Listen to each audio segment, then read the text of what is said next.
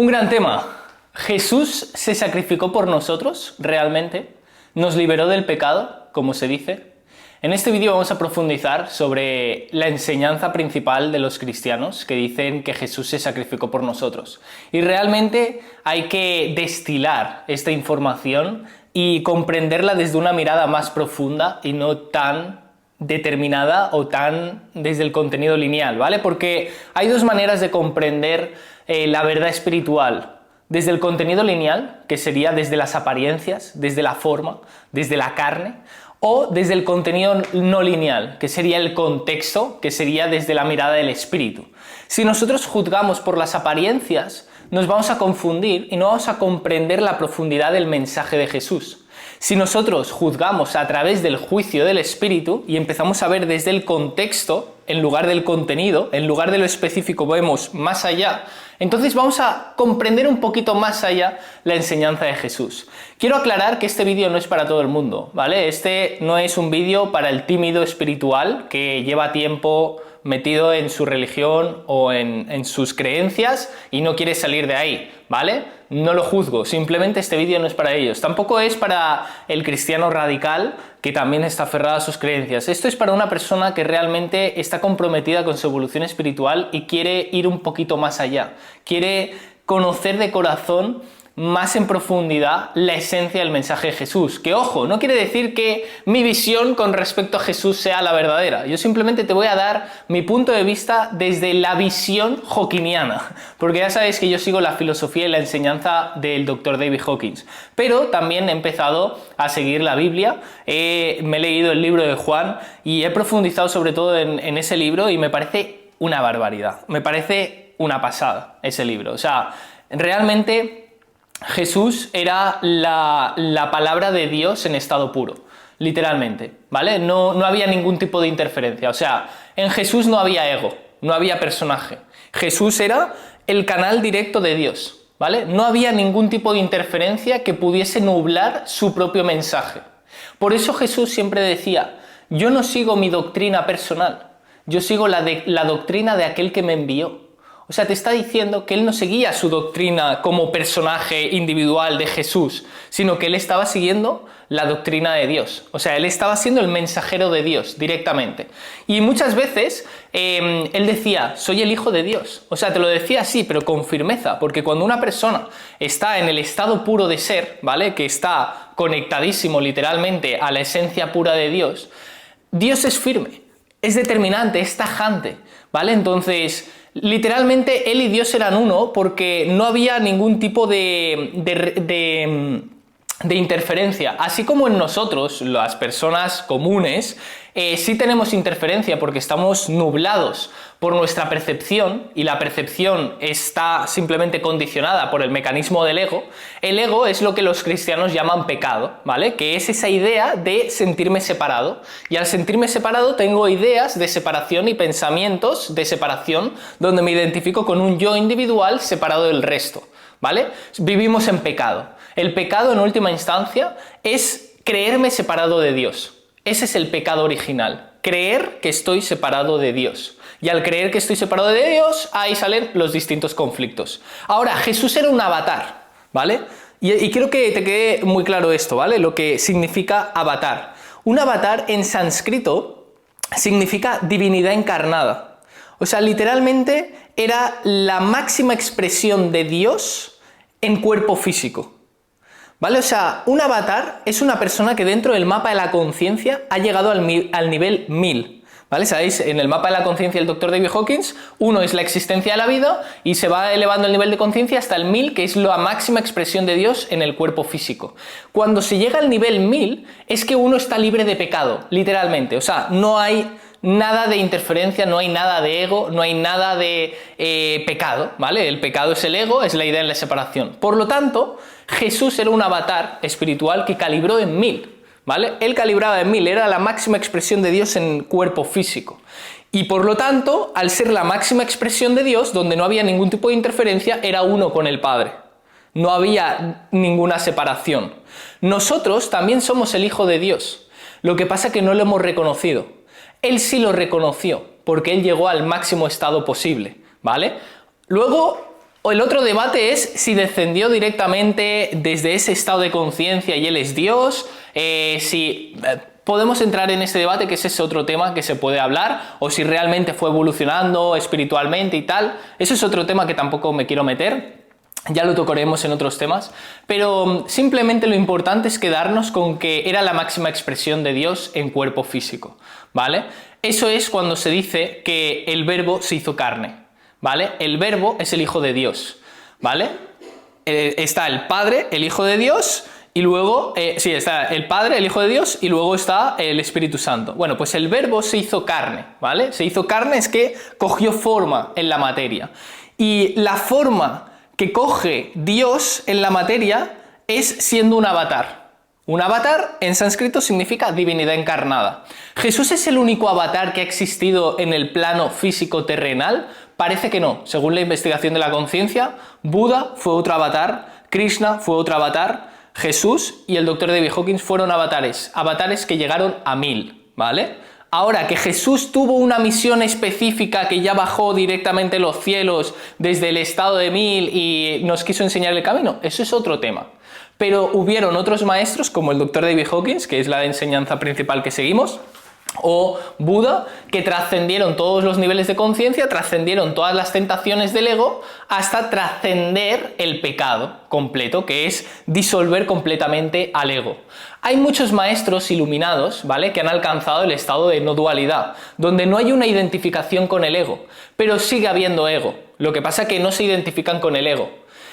Los niveles de 1000, que serían los avatares, no hay nada de ego, ¿vale? Es disolución completa del ego. Han trascendido el pecado, literalmente han trascendido absolutamente todo lo del ego. No hay nada de ego, es directamente la señal de Dios. A través del Espíritu Santo ellos se expresan. Por lo tanto, nosotros, el mensaje de Jesús, cuando nosotros leamos todas sus enseñanzas, tenemos que verlo como el Hijo de Dios, no como un ser humano separado, ¿vale? Porque en Jesús no había pecado, en Jesús no había ego. Por lo tanto, no lo tenemos que ver como Jesús el personaje, porque eso sería fijarnos en el contenido lineal. Tenemos que ver a Jesús como la divinidad encarnada, que era la máxima expresión de Dios, donde no hay interferencia, es la presencia absoluta de Dios expresándose, ¿vale? O sea, era Dios hablando a través de él. Era Dios hablando a través de él, que era el Hijo de Dios, que el Hijo de Dios es simplemente que ha recordado que es uno con el Padre y que no está separado de él. Ha recordado o ha bajado directamente, ¿vale? Eso es otro tema. Entonces, no hay que leer textualmente de manera literal lo que él está diciendo como Jesús personaje. Hay que verlo como Jesús sin ego. Lo importante no es Jesús el personaje, lo importante es la esencia que había detrás del personaje, es el espíritu que había en el personaje. Por eso Jesús continuamente, y tengo referencias, que mira, te voy a extraer referencias justamente de lo que decía Jesús, ¿vale? Exactamente, ¿qué les decía Jesús en la Biblia? Dice, Jesús le respondió y dijo... Vale, los judíos diciendo, ¿cómo sabe estas letras sin haber estudiado? Le decían los judíos, ¿tú cómo sabes todas estas letras si ni siquiera has estudiado? Y Jesús les respondió y dijo, mi doctrina no es mía, sino de aquel que me envió. O sea, te está haciendo constantemente la referencia de lo importante no soy yo el personaje, lo importante es el que me envió. O sea, él no es Jesús, él es la expresión de Dios, ¿vale? Dice, el que quiera hacer la voluntad de Dios... conocerá si la doctrina es de Dios o si yo hablo por mi propia cuenta. Te está diciendo, quien realmente quiere seguir la voluntad de Dios, conocerá realmente si yo sigo mi propia cuenta y estoy hablando de como Jesús el personaje o estoy siguiendo la voluntad de Dios. Dice, el que habla por su propia cuenta, su propia gloria busca, pero el que busca la gloria del que le envió, este es verdadero y no hay en él injusticia, en él no hay pecado, en él no hay resistencias, en él no hay conflicto, ¿vale? O sea, te está diciendo, no estoy hablando a través de Jesús. Por eso los fariseos no le entendían, porque decía, ¿cómo se atreve este personaje a decir que es el Hijo de Dios? Es un blasfemo. Pero claro, Jesús luego les decía,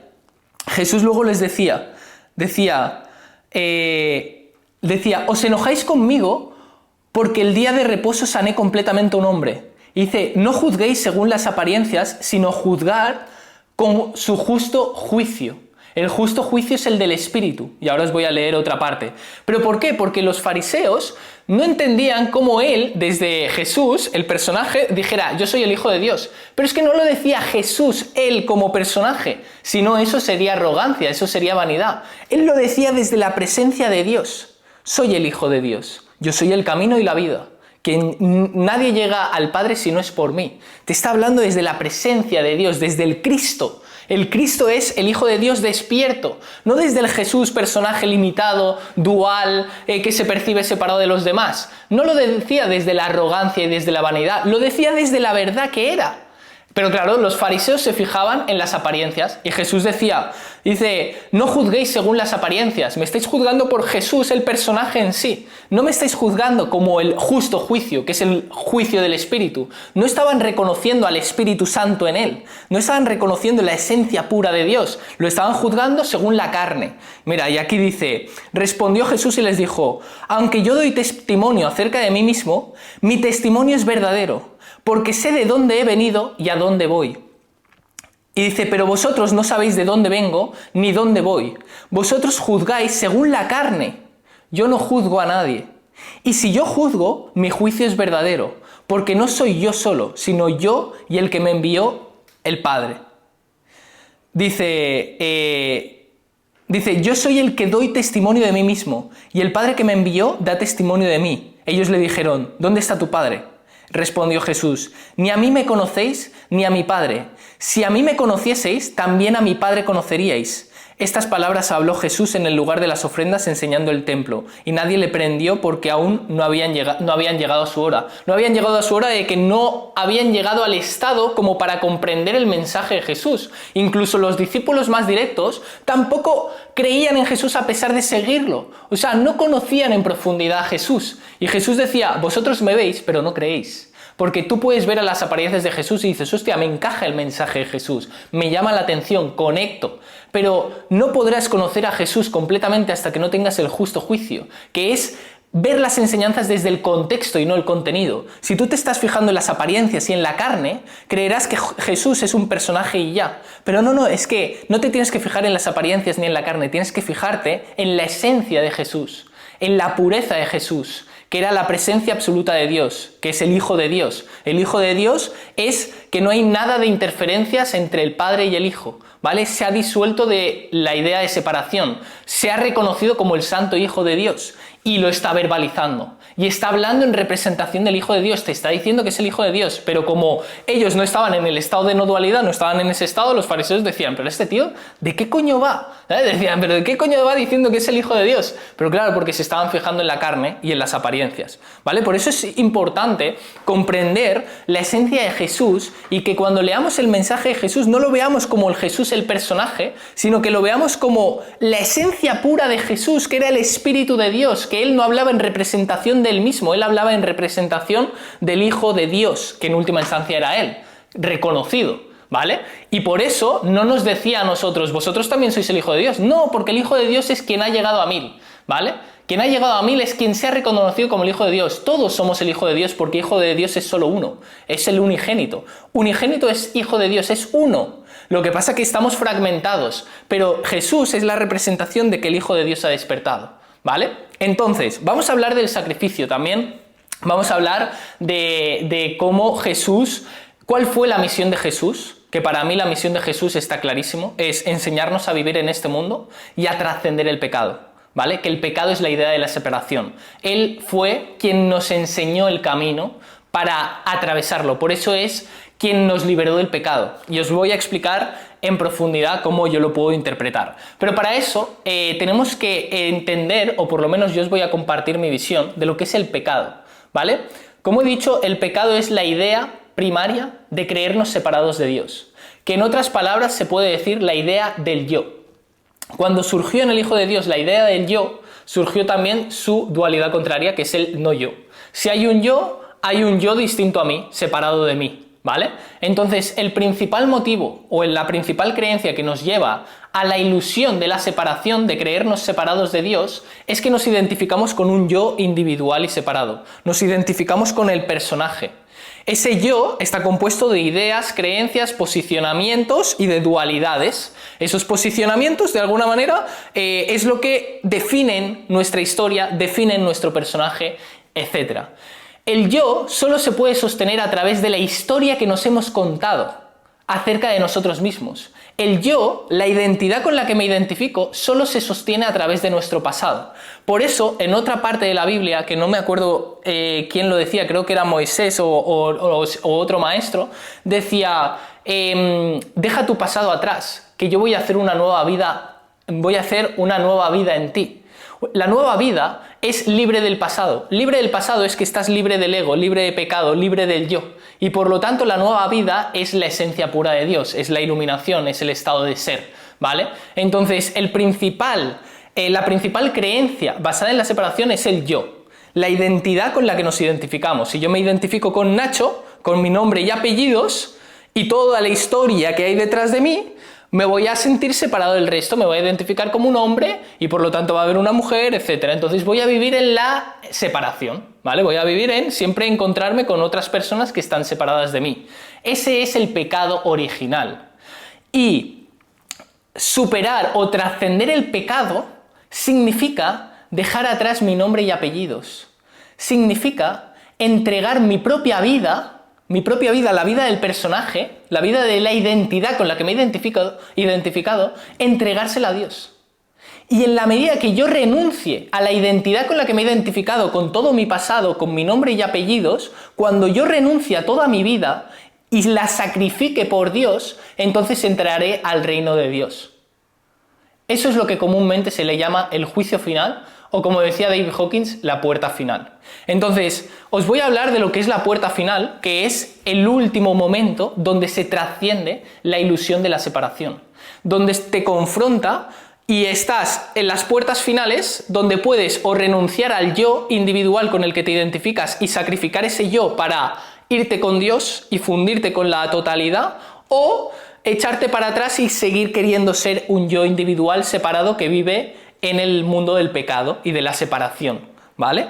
Eso es atravesar las puertas, eso es lo que comúnmente se llama el juicio final. No es que el juicio final, literalmente, va a haber un Dios que te va a juzgar por los pecados que has cometido y te va a mandar al infierno o te va a mandar al cielo. No, es que te vas a confrontar tú contra ti mismo y ahí vas a poder atravesar el miedo absoluto a dejar de ser yo y rendirte plenamente a Dios, sacrificar tu yo individual, la identidad personal, y sacrificarlo a través de la rendición y la devoción y el amor a Dios para llegar a la eternidad, o puedes echarte para atrás porque nos da miedo dejar de ser nosotros mismos. Claro, porque a todas estas, nuestro mayor miedo es a dejar de ser yo.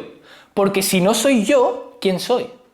Y ahí aparece el miedo a la existencia, el miedo a la inexistencia.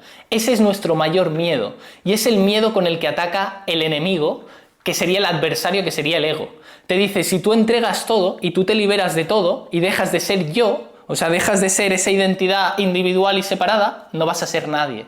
Y vas a desaparecer. Y vas a ser inexistente. Y eso da mucho miedo. Ese es el terror último que hay que atravesar. La agonía transitoria de sentir que vamos a dejar de existir. Pero si tú estás dispuesto a atravesarlo y a sacrificar tu propia existencia por amor a Dios, entonces es cuando se abren de par en par las puertas de la divinidad, ¿vale? Eso es la puerta final, es trascender el yo, que es trascender el pecado. Y esto os lo voy a juntar con la explicación del sacrificio de Jesús, ¿vale? ¿Por qué Jesús dicen que se sacrificó por nosotros y nos liberó del pecado? Entendiendo del pecado la idea de la separación. Pero antes de explicaros eso, os voy a hablar de la puerta final que nos habla David Hawkins, ¿vale? He cogido el libro de Yo, Realidad y Subjetividad, que es el más elevado que tiene, el Dr. David Hawkins, calibra en 900 y pico, y os lo recomiendo porque David Hawkins atravesó la puerta final. Ya os he dicho, no cualquiera fue un avatar, no cualquiera ha llegado al estado de 1000. Hay muchos maestros iluminados que nos enseñan enseñanzas profundas, pero a día de hoy tenemos la bendición de que realmente tengamos un maestro directo que ha escrito los libros directamente desde la fuente, que es el Dr. David Hawkins, que trascendió los 1000, ¿vale? Y esto poca gente lo sabe. Mucha gente cree que es un maestro sin más, o es un doctor, o un psiquiatra, pero realmente las enseñanzas son mucho más profundas de lo que creemos. Y lógicamente Jesús, Buda también, ¿vale? Sé que esto es muy confrontante para una persona que ha seguido toda una doctrina cristiana y eso, y por eso tampoco estoy en contra de eso ni lo voy a juzgar, ¿eh? Simplemente yo aquí os estoy hablando de esto.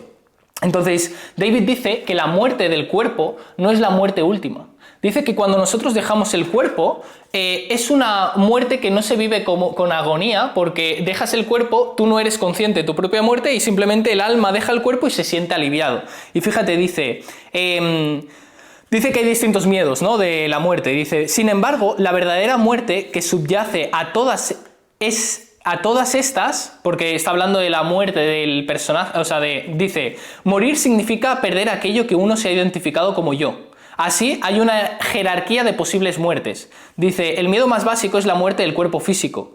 Le sigue el temor a la pérdida de la sensación, de la memoria y de la historia personal. Después está el miedo a perder el cuerpo emocional, y así sucesivamente. Sin embargo, la verdadera muerte que subyace a todas estas es la pérdida del ego como entidad separada y autónoma. Esa es la verdadera muerte, no la muerte física, ¿vale? Porque podemos morir el cuerpo y seguir reencarnando y seguir en la rueda del Sankara y seguir en la ilusión del yo, en la ilusión de la separación. Es más, la identificación con el yo no está en el personaje, está en el alma.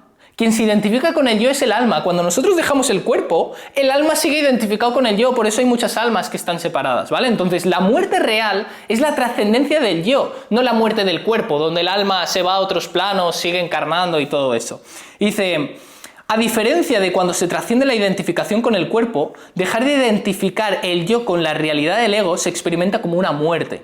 De hecho, esta es la única verdadera muerte que puede ocurrir. Esta es la única y verdadera muerte que puede ocurrir. Todas las muertes físicas no son reales. Esa no es la puerta final, ¿vale? Morir el cuerpo no es el último momento, ¿vale? Que esto fue otra confusión que tuvieron muchas religiones. Y dice, en esta vida, aunque la transición en tiempo real probablemente llevó menos de un minuto, cuando se produjo pareció ocurrir tal profundidad que quedó más allá del control o el recuerdo. Como el colapso de un edificio o como un terremoto, el proceso avanzó con su propio impulso y produjo un sentimiento temporal de terror. Te está hablando de cuando se le presentó a él. Dice, seguramente duró un minuto, pero él lo vivió como muchos minutos. Dice, se produjo un sentimiento temporal de terror. Claro, o sea, estás viviendo tu propia muerte. Dice, fue como si la estructura misma de todo lo que había sido el núcleo de la realidad desapareciera. Pero entonces, en su lugar, brilló la gran maravilla del yo, en mayúscula, infinito del ser. Durante un instante, los últimos rementes del ego, que estaba desapareciendo, quedaron mudos de asombro. Todo era silencioso e inefable en la quietud infinita y todopoderosa de la presencia. Toda existencia brilló como una expresión de la divinidad. Y la verdad de Dios borró toda ilusión y pretensión de pensamiento. Fue completo y total. Esto es simplemente una introducción, pero ahora os voy a hablar de la puerta final, del momento final que te habla David. El momento final. Dice, la última confrontación surge sin anunciarse. El último momento para trascender el yo surge sin anunciarse. Y por lo tanto, nunca es demasiado pronto para estar preparado. Fíjate, esta información, aunque parezca muy elevada, por eso he decidido hacer el vídeo, nunca es demasiado pronto para estar preparado. Puede ocurrirle a un aparente novicio, a un idiota espiritual, a incluso un ateo en el momento de la muerte. Se le puede presentar a cualquiera, incluso una persona que aparentemente no está metido en el camino espiritual, se le puede presentar la puerta final. Y dice, puede ocurrirle al pecador más miserable en las profundidades del infierno, puede ocurrir mientras el coche cae por el precipicio tras un acto fatal, puede ocurrir justo cuando el devoto está a punto de renunciar, y puede ocurrir después de años de práctica espiritual aparentemente fútil, puede aparecer en cualquier momento, cualquier persona, en cualquier lugar, en cualquier situación. el momento final se abre de modo instantáneo en forma de iluminación y realización y presentaciones abrumadoras. Este último paso puede ser la consecuencia de haber eliminado todo lo que antes se interponía en el camino en virtud de una práctica espiritual diligente, de haberte comprometido con una sola práctica de manera consistente, como el dejar ir o la rendición, de estar apartando los obstáculos, de estar liberando toda negatividad y de estar firme con la oración o con la entrega. Y cuando te has comprometido de manera diligente puede aparecer este momento. A menudo se producen avisos preliminares en forma de destellos de comprensión avanzada, que se le pueden llamar satoris, momentos repentinos e inesperados de absoluta quietud y paz, en los que el tiempo se detiene y la perfección y la belleza de la creación brillan. Dice, los puntales del ego son su ilusión de que es un yo separado y de que las percepciones que producen son posicionamientos, son reales. Olvídate de esto. Dice, cuando se trascienden estas estructuras, el ego saca sus últimas reservas. Cuando se empiezan a trascender las estructuras más primarias del mecanismo del ego, el ego empieza a tambalearse porque empieza su disolución. Y el ego va a sacar todas sus artimañas, o sea, va a sacar toda su artillería para que tú te eches para atrás, para que no te fundas con Dios. Y dice, el ego saca sus últimas reservas, que consisten en la amenaza de muerte o de afrontar el vacío total de la inexistencia. Te amenaza diciendo que vas a entrar en un vacío de la inexistencia. Claro, nuestro mayor miedo, y eso es ahí donde va a atacar el ego.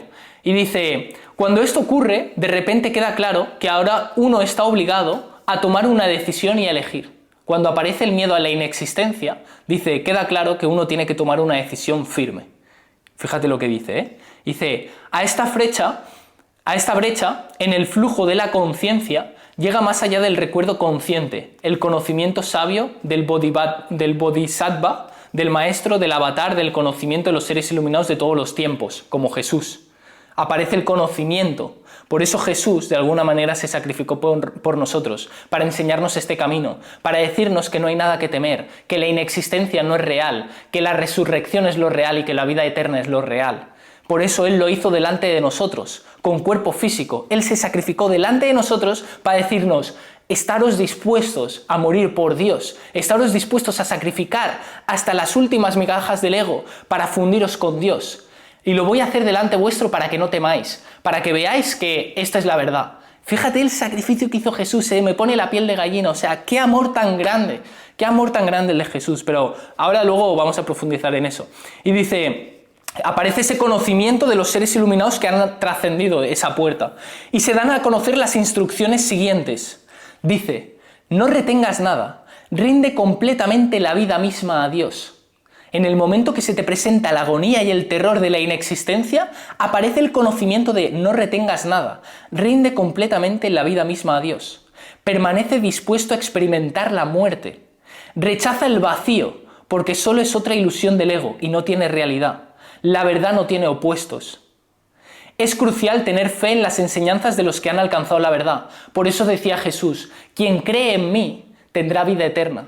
Porque quien cree en Jesús estará dispuesto a atravesar la puerta final. Por eso decía, quien cree en mí tendrá vida eterna. Porque quien cree en Jesús estará dispuesto a soltar todas las tendencias del ego, a soltar la profundidad y lo más primario del ego y a atravesar la inexistencia por fe. Si tú tienes fe en Jesús, tendrás vida eterna porque tendrás fe en atravesar toda la muerte del ego. Estarás dispuesto. Por eso dice, es crucial tener fe en las enseñanzas de los que han alcanzado la verdad, como Jesús. Tener fe en que Él es el camino, la verdad y la vida. No dudes en la enseñanza de Jesús. Ten fe en que Él es el camino, la verdad y la vida. Él se sacrificó por nosotros para demostrarnos que la muerte no existe. La muerte no existe, no es real, no existe la inexistencia, lo único que existe es la vida eterna, la resurrección. Por eso es tan importante la resurrección de Jesús, porque nos está diciendo, ¿habéis visto cómo me he pasado el juego y no ha pasado nada? Y más en esa época donde se vivía con muchísima culpa y con mucho miedo al infierno y mucho miedo a ser condenados por Dios. Jesús, de alguna manera, vivió toda esa condena para decirnos, vosotros no vais a pasar por eso. Olvidaros de eso. Olvidaros del pecado, olvidaros de que vais a ser castigados, olvidaros de que vais a ir al infierno. Confiar en mí, tener fe en mí, creer en mí y tendréis vida eterna. Brutal, brutal. Dice, surge en la conciencia y fortalece la voluntad de rendirse y experimentar esa muerte que es simultánea. Dice, una vez empiezas a rendirte a la propia muerte y estás dispuesto a rendir tu propia muerte y tu propia existencia a Dios, dice, simultáneamente surge el nacimiento del ser, el nacimiento de Dios. Mediante la invitación y la rendición, la muerte se convierte en una realidad experiencial. O sea, realmente vives tu propia muerte como algo real. Durante un momento puede dar miedo y resultar intimidante. En cualquier momento te puedes echar para atrás. No es como las muertes físicas ocurridas en anteriores encarnaciones cuando se dejaba el cuerpo con gran alivio. En realidad, esta es la primera y la última vez que es posible experimentar la muerte real. Y por lo tanto, solo hace falta pasar por ella una vez. Con el coraje de la convicción y con la inspiración de Dios y de sus maestros, uno se rinde a la inmersión, se rinde completamente a la muerte. Buah, me dan ganas de llorar y todo. Es increíble esto. Dice, durante un momento estalla el último gran miedo y se experimenta lo que significa morir completamente. Y aquí dice, morir completamente, mientras se abre de par en par la gran puerta del esplendor, más allá de toda comprensión. La presencia revela que en realidad el esplendor infinito es el propio ser de uno. Surge el conocimiento innato de que la propia realidad está más allá de todas las vidas, más allá de todos los universos y es total y completa. Uno conoce el todo porque uno es la totalidad. No queda nada por conocer ni nadie que lo conozca. La presencia borra todo menos la realidad. Uno por fin está en casa. Piel de gallina. Una barbaridad es esto. O sea, no somos conscientes de lo que tenemos aquí a disposición. Dice, en el repentino silencio, si el cuerpo está destinado kármicamente a ello, persiste. Asombrosamente no hay un yo que lo dirija. Bueno, esto es otra cosa. Básicamente, esta es la verdadera puerta final, este es el verdadero juicio final, que es la disolución completa del yo. Y tenemos que tener fe en los maestros, como David Hawkins, que atravesó la puerta final y nos lo está diciendo, lo que nos va a pasar, y como hizo Jesús. Jesús también tuvo miedo, pero dijo, Padre, hágase en mí su voluntad. Jesús se entregó a la última puerta también, y nos enseñó el camino. Por eso en ningún momento quiso escapar, en ningún momento quiso huir de que lo matasen, porque Él vino con esa misión de demostrar al mundo que el pecado era una ilusión, que la muerte era una ilusión, y que Él lo iba a hacer delante de nosotros para que tuviésemos fe. O sea, imagínate, Él dijo, me voy a sacrificar por ellos para que no tengan miedo a la muerte, para que confíen plenamente en mi enseñanza, confíen plenamente y se rindan plenamente a su propia muerte. Estaros dispuestos a morir por la palabra de Dios. Morir no es físicamente en sí, que eso es el cuerpo. Morir es disolver completamente al yo por la presencia absoluta de Dios.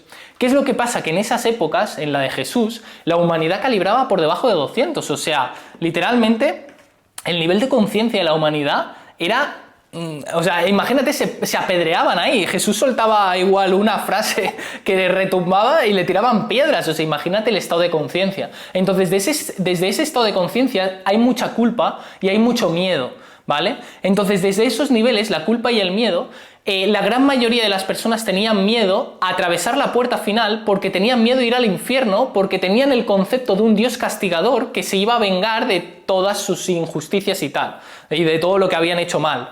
Entonces no tenían el coraje para atravesar la puerta final. Tuvo que venir Jesús para decir, no tengáis miedo, confiar en mí, creer en mí y tendréis vida eterna. Y por eso Él se puso por delante de todos, se entregó plenamente a su propia muerte para que los demás fuesen testigos de que la muerte no existía y que no les iba a pasar nada. Y para colmo, o sea, para que veas lo perfecta y lo bonita que es la historia de Jesús, es que Él mientras estaba crucificado estaba al lado de dos ladrones. Y los ladrones decían, nosotros no vamos a ir al reino de Dios porque nosotros no somos justos. En cambio Él, Jesús, sí que es justo. Y Jesús lo miró a los ojos y le dijo, nos vemos en el cielo. No sé cómo fue exactamente, pero le dijo como, estás perdonado, ya estás liberado. O sea, imagínate la misericordia y el amor tan profundo de Dios a través de Jesús, que al final es la máxima expresión de Dios, en el último momento, diciéndole a él, olvídate de la culpa, suelta tu pasado, suelta la condena, suelta la creencia de que Dios te va a castigar, estás perdonado completamente. Hijo mío, tú te vienes al cielo conmigo y nos vamos a ver cara a cara en el reino de Dios. Es una locura. Cuando me bajó esta comprensión de Jesús, no pude parar de llorar, de sentir su amor, de sentir el amor de su sacrificio real, que fue un sacrificio por amor. Lo hizo por amor a nosotros, para enseñarnos el camino realmente.